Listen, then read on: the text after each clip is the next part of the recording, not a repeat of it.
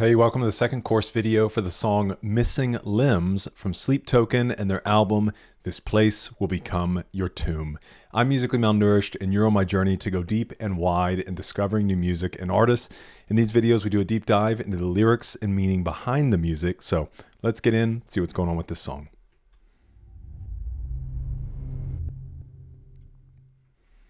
All right. A raw portrayal of grief and detachment. Missing Limbs uses the metaphor of phantom pain to capture the lingering ache of lost love. It's about trying to move on while still feeling what's no longer there, which, not to treat anybody like they're dumb, but just so we're all on the same page, obviously phantom pain is that idea of like when a limb is no longer there, you still can sense it or feel it.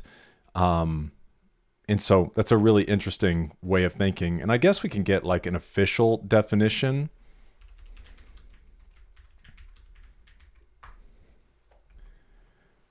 So phantom pain is the real, often severe sensation of pain or discomfort in a body part, like a limb or organ that has been removed, lost, or never fully formed, because the brain still sends signals to the missing area, creating sensations like burning, cramping, or shooting pain.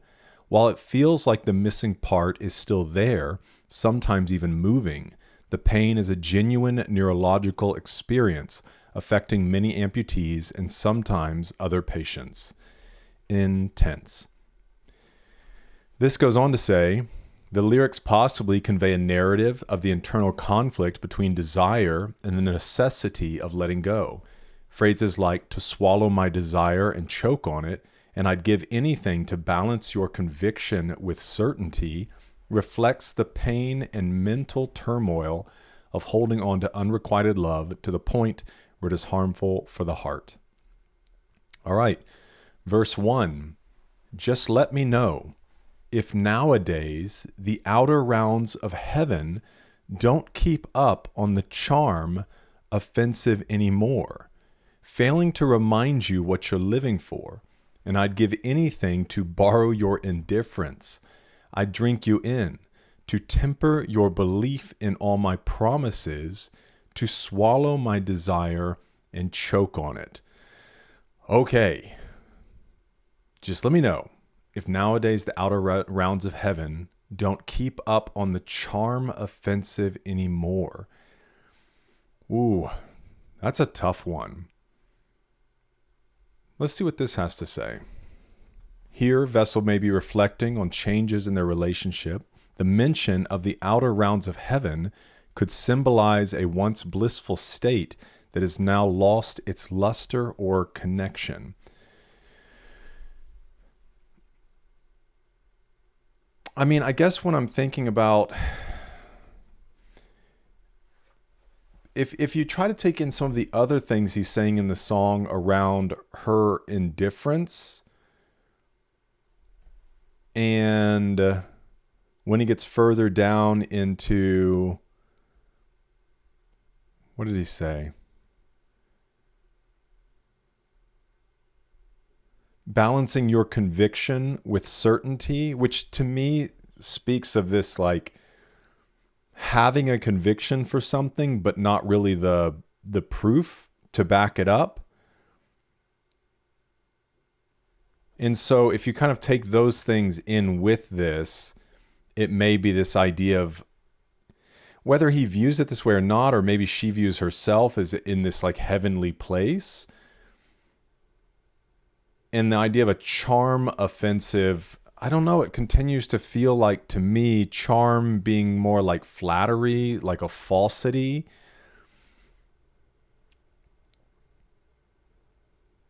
And so whether it's going to hold up, this charm offensive, this kind of flattery that you're holding on to, that's a tough one, man. Failing to remind you what you're living for, and I'd give anything to borrow your indifference. Here, Vessel expresses a desire to understand or adopt Eden's indifference. It's interesting it gives a name here. But I guess Maybe that's insight that I just don't have yet, because the next album,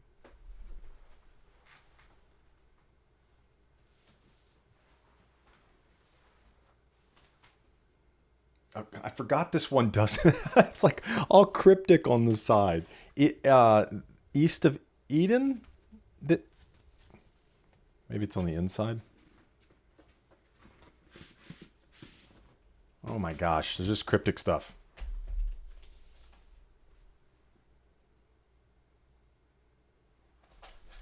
Cool. We're doing really well here, guys. I got everything's freaking runes. Hold on.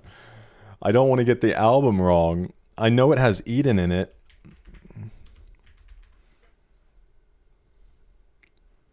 Take me back to Eden. So maybe that in there is just foreshadowing something I haven't got to yet, but obviously somebody else knows about.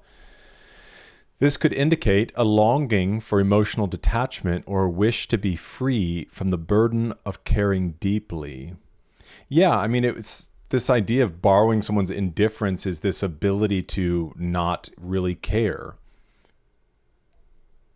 And sometimes I think that can be a positive thing. I can tend to be pretty indifferent about certain things. And let's just go ahead and define indifferent.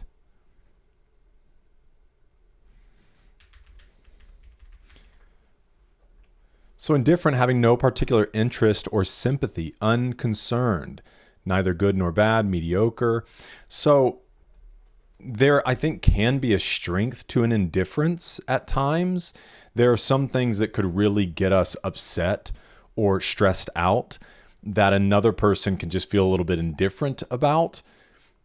But obviously, indifference can also take on a negative connotation when you should care for another person, but you're indifferent toward them, when you should care about their emotions or their feelings or their state, and yet you're indifferent toward it. If you're indifferent toward evils, if you're indifferent toward injustices, those can be negative things. And obviously here the context is her having this indifference about him, about their relationship. And so if he could borrow her indifference, he'd drink her in. To temper your belief in all my promises,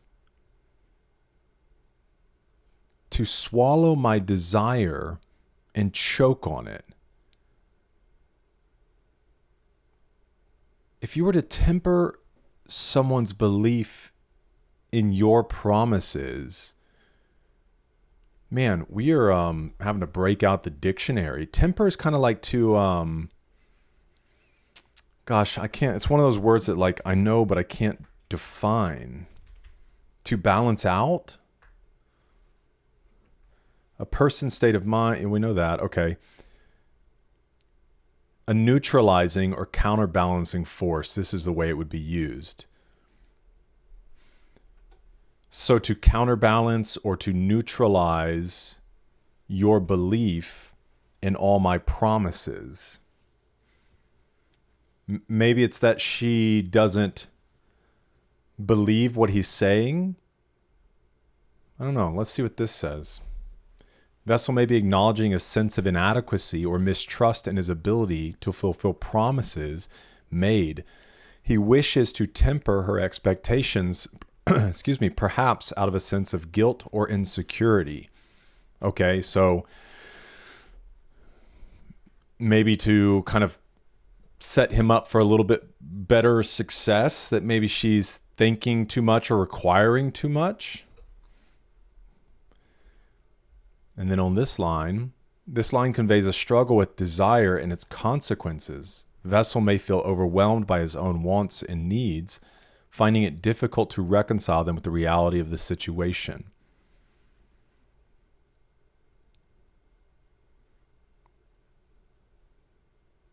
Yeah, like he'd rather not care? Because it still makes my blood run cold. You guys let me know your thoughts on this.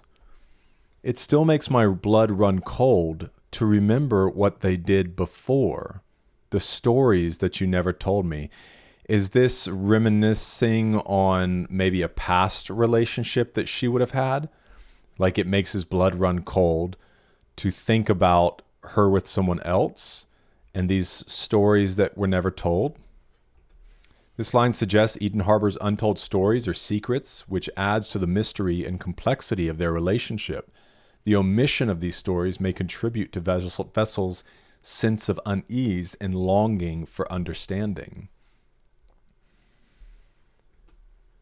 Verse 2, O bird, worry not. The blessings rain on battles in the heaven's arms. The blessings rain on battles in the heaven's arms. I mean, it sounds like this idea, obviously it's blessings that are raining. So maybe this thought that there's something good, like if he kind of releases himself, that there is this blessing or this fullness that can come to him in the midst of this battle. Sorry, wrong side. Keep switching sides on you guys. Here, Vessel reflects on the notion of divine intervention or protection during times of struggle. The imagery of blessings rain on battles may symbolize the idea that even in difficult circumstances, there are moments of grace and support. I'll stay over here for a minute. And my polite advances won't last for long. So it could be that he's feeling this sense of maybe an ability to overcome, a blessing that's coming in the middle of his battle, and he's coming to grips with like letting go. The eager apprehension is wearing off. But an apprehension is generally like a hesitancy to move or to act. You're apprehensive toward doing something.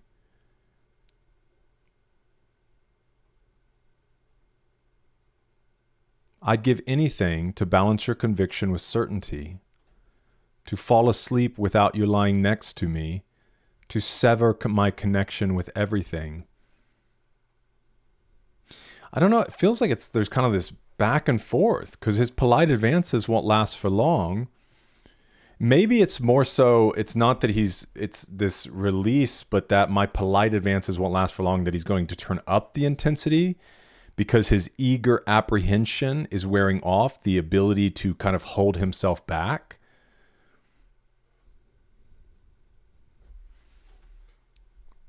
Let's see what this says. Vessel acknowledges a diminishing sense of excitement or anticipation in their interactions. The eager apprehension may refer to the initial thrill or uncertainty that characterize their relationship. Okay.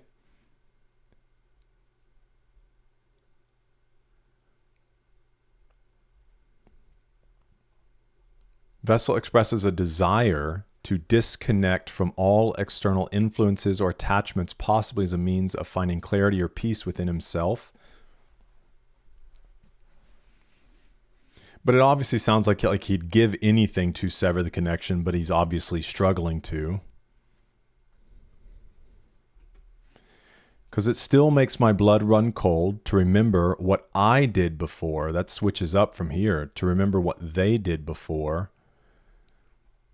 So it makes his blood run cold to remember what he did before, what I did before, the stories that you never told me. This is an interesting line, man. And it still makes my blood run thin, switching up from blood running cold, to remember what you are to him. And I live like I've got missing limbs for you. So the idea that maybe she is with someone else, or the idea of another person caring for her as much as he does. And obviously the whole point here in the end is I live like I've got missing limbs for you. Let's see what this says, and then we'll kind of wrap up this thought. Vessel grapples with the knowledge of Eden's relationship with another person, which adds another layer of complexity and pain to their dynamic. This realization further exacerbates his feeling of insecurity and inadequacy. And obviously the idea of I live like I've got missing limbs for you is just this feeling like you're not here, and yet it feels like you're right here. You're not here anymore, and yet the pain of that feels so present all the time. And he's having this difficulty letting go, which we know has been a current throughout this album. Man, there were some tough ones in there. It's beautiful writing. It's just, like, it's funny because after doing these videos, sometimes when I step back from it, and obviously some of your help and your involvement, because I never claim to be the professional here, all right? I'm chasing curiosity and giving it my best shot. We don't always get it right, but we always learn something. And so these last few songs have definitely been pretty challenging, but they're the kind of thing that you step back from for a bit and you listen to more, and certain things click with you. And so let me know your thoughts in the comments, and we'll try to unravel some of this together. But it's absolutely beautiful writing, man. And it's not so, you can't just confuse challenging lyrics with good lyrics. Just because something is hard to understand doesn't necessarily mean it's good. But you can 100% see in here, it's not just about being hard to understand at all. It's like, it's not nonsense. It's just trying to piece all the words and how they flow together. And undoubtedly, man, Vessel is just one really gifted writer. One person in the comments said, the idea that Vessel is able to let his guard down and let his eager apprehension go shows that maybe he's finally able to be content with the loss of a relationship he was obsessing over, not realizing his relationship was unhealthy. But even so, obviously, it's still grappling with the pain of letting go. Anyways, let me know your thoughts in the comments. Thanks for being with me for this one. It's on to Take Me Back to Eden. So I'll see you there. Thanks. Did I already say thanks? I don't know where I'm at right now. All right. Thanks for being with me. I hope to see you in the next one. It's Reading Good.